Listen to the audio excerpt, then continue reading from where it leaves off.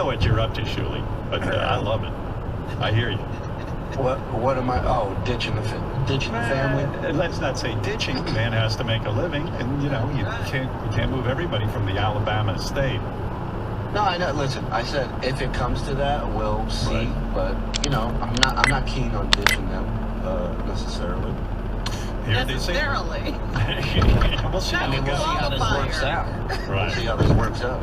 See if she behaves. No matter where Shuli lives, he is always funny.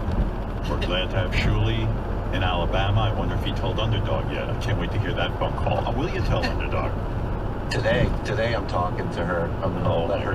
But part of me thinks it's not even going to affect her. I don't know. Come maybe on. I'm stupid. But you sometimes get to see her. You visit her and stuff. Mr. Shuli, I'll never see you again.